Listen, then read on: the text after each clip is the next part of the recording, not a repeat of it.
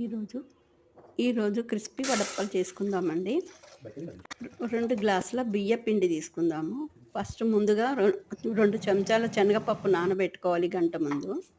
ఒక స్టవ్ పైన ఒక గిన్నె పెట్టి 2 పావు గ్లాసుల నీళ్లు తీసుకొని దాంట్లో 2 చెంచాల ఉప్పు, 2 చెంచాల నువ్వులు వేయాలి.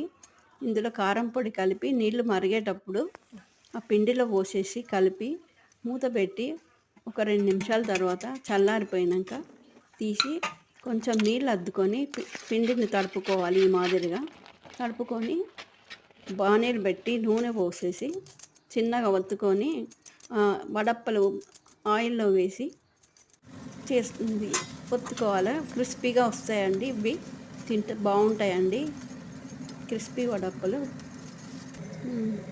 మీకు నచ్చితే కామెంట్ చేయండి.